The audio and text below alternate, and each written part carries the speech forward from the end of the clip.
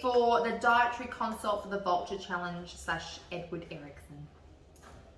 Hi, Edward. Oh, hello, Tash. Nice to meet you. Likewise.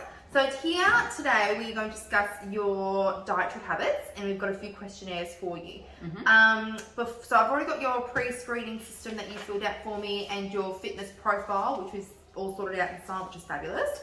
But for this component of your program, we're going to look at your diet and how we can improve that. Okay. So before we begin, just an explanation of my scope. Obviously, I'm not a nutritionist or dietitian, so there's only a few things I can do. So my main focus is delivering and instructing and monitoring for your exercise program, technique, etc. I do work within the professional limitations to provide basic healthy eating information and advice through the application of the nationally endorsed nutritional standards guidelines. So this is the dietary health guidelines, which we'll go through later, but this is what I follow my program from and what we'll be discussing today. The Australian Dietary Guideline is the best available scientific evidence to provide information on the types of amounts of foods, food groups, and dietary patterns that aim to promote health and well-being to reduce the risk of diet-related conditions. So, just to basically go through the major types of food groups and their nutrients, which is through the Dietary Health Guide. I'm sure this is all very common sense to you, but just so to break it down, and then we'll go through your questionnaire. So the major food groups include, the big one is carbohydrates. So that includes things like starchy vegetables, bread, cereals, etc. It can also include processed foods like chips and chocolate and delicious things and cakes and stuff like that. The next one is fibre. Fibre is composed of plant-based foods that are ingestible. Its main role is to keep the digestive system healthy. However, high fibre foods are also filling and may assist in weight control. There are two main types of fibre. The first one is soluble fibre, which makes the bowel contents thicker and can help manage symptoms of diarrhea and things like that. These are like oat bran, seed husks, psyllium seeds, legumes, that kind of thing. The other version of this is insoluble fibre, which assists in bowel function by reducing the risk of constipation. So these are things like fruits, vegetables, nuts, whole grain foods, that kind of thing. So depending on what your diet is like, is something that your fibre intake will be. Okay. Protein. So good dietary protein includes meat, fish, poultry, eggs, nuts, beans, legumes, and soy-based products. Protein sources contain different levels of amino acids, which affects the nutritional value of protein. Generally, animal products along with select plant-based proteins such as soy, quinoa, and amaranth contain all the essential amino acids required to produce protein in the body. There is also protein that's plant-based, so it's not all just meat, which we'll discuss later. Fats. So fats is the high topic of the conversation. Yes. There's saturated fats and unsaturated fats. So saturated fats is a diet high in saturated fat. It includes the risk of heart disease and high blood cholesterol. So these are all consuming of full fat milks, plain meat, palm oil, coconut products, that kind of thing, and manufactured foods like pizza and hamburgers and cake and things. Unsaturated fats is also broken down into mono and polysaturated fats.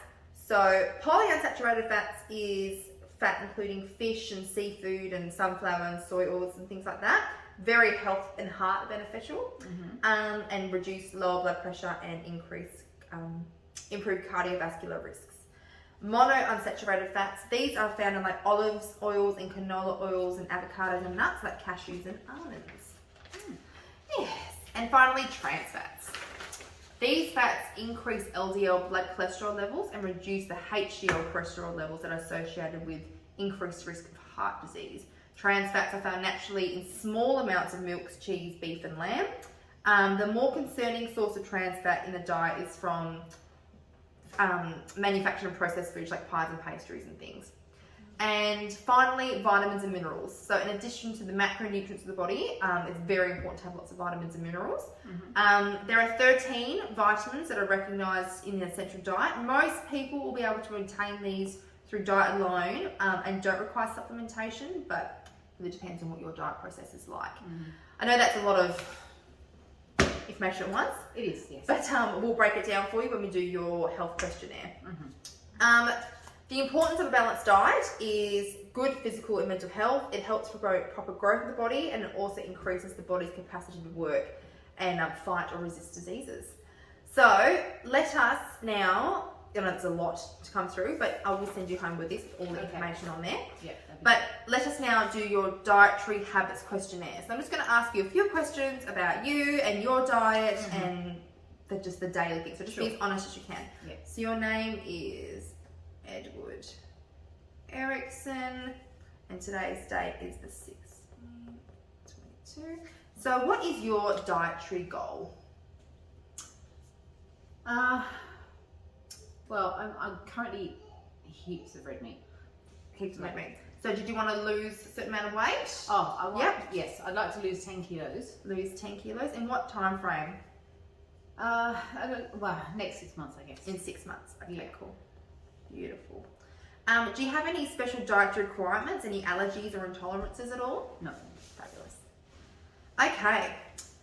So this is now a question about serves per day. So how many serves of vegetables do you usually eat per day? So one serve of vegetable is, for example, half a cup of cooked vegetables, or half a cup of lentils, or 1 cup of salad. Yeah. So do you have 0 to 1? 0 to 1. Okay, so not much at all. How many serves of fruit do you usually consume per day? So one serve of fruit is 1 medium apple or banana. So 2 to 3. 2 to 3? Cool. How many serves of bread and cereals are you consuming per day? So a cereals is 1 slice of bread, or half a medium roll, or half a cup of rice, that kind of thing. Probably 4 to 5. So lots, okay. Yes. How about dairy? How much dairy are you eating, do you reckon? 0 to 1, 2 to 3, 4 to 5, or 6 plus? Probably 6 plus. So you have lots of coffees and things like that? Okay. What about red meat? Meat and alternatives. day. You eat a lot of meat? Yes. Okay, so 4 to 5 or 6 plus? So per day. So maybe 2 to 3. 2 to 3? No worries. And discretionary choices. So discretionary choices are things that are essentially treats. So things like ice cream, processed meat, crisps, chocolate. Do you like my ice cream and biscuits? You do like ice cream. So how many do you reckon you're having? 0 to 3? A day? Or not a day, like a week. 10 plus serves? Yeah. 10 plus serves a week. Right. So we probably will give you a referral, which I'll explain further. And today is the 16th. Oh, I was having to make 16. Okay, so by going through this, you seem to have a very black and white diet of meat and carbs person with delicious treats. Yeah. That's totally fine, no worries at all. I think for you, the main nutritional strategies that we can do with you now is very obvious. So replacing some of your red meat choices with things like eggs, tofu, legumes, nuts, and white fish and things like that. Yeah. Also, with you, I think swapping out a lot of your coffee. I could see in your program here that you're having lots of full cream coffees a day. So, which is great. We all love coffee, but maybe we could switch it to a non-dairy alternative like green tea or other lighter type substitutes. Yeah. Also, you're very high in breads and cereals, so which isn't very filling. High breads and cereals because it's a processed carb. It doesn't make you full very long, so that's why you get snacky and you want to eat more. And eat a lot of white bread. Okay, so we can definitely look at maybe switching that to more whole grains and more proper nutritional carbs. And the big star is probably going to really dropping down your 10 plus treats a week that you've been having. Yes. Which we all love treats, that's fine, but I think you'll find when you just really pull back from those really high sugared, trans fats, processed foods, you'll be able to lose weight very, very quickly. Yes, that'd be good. Good. Do you have any queries or questions so far about what we've discussed? Could I swap my whole full fat milk to like an almond milk? Yes, you could. You could definitely swap it out for a nut milk. That's for sure if you like nut milk. That's it's a protein-based milk, so that's very, very good for you actually. So let me just clarify what we've spoken about today. So Edward, we have